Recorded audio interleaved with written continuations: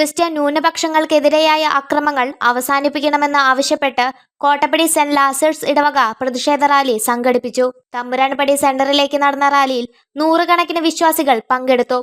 Doctor soya Joseph ഉദ്ഘാടനം ചെയ്തു. ഇന്ന് സർക്കാർ പറയുന്നത് മതപരിവർത്തനം നടന്നിട്ടില്ല എന്ന് കോടതിയിൽ പറയുമ്പോൾ ആ ഇല്ലാത്ത കുറ്റത്തിന് എന്തിനാണ് 9 ദിവസം അവരെ ജയിലിലിട്ടത് എന്ന ഉത്തരവാദിത്തം, അല്ലെങ്കിൽ അതിന് മറുപടി പറയേണ്ട ഉത്തരവാദിത്തം ഇവിടെ ഭരിച്ചു കൊണ്ടുപോകുന്ന ഭരണകൂടങ്ങൾക്ക്, അവർക്കെതിരെ കേസെടുത്ത നിയമവ്യവസ്ഥയ്ക്ക് അവരെ അനധികൃതമായി 9 ദിവസം ജയിലിൽ പാർപ്പിച്ച സംവിധാനങ്ങൾക്കുണ്ട്.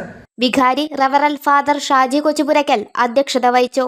രാജ്യത്തിന്റെ ആഭ്യന്തരമന്ത്രി പറഞ്ഞ വാക്ക് ഞങ്ങൾ ഛത്തീസ്ഗഡിൽ വിളിച്ചു പറയാം. അവിടുത്തെ സ്റ്റേറ്റ് ഗവൺമെന്റ് എത്രയും വേഗം ഈ സന്യാസിനിമാരെ റിലീസ് ചെയ്യും എന്ന് പറഞ്ഞപ്പോൾ ആ വാക്കുകളുടെ പിന്നിലുള്ള ധ്വനി എന്താണ്, അർത്ഥം എന്താണ്?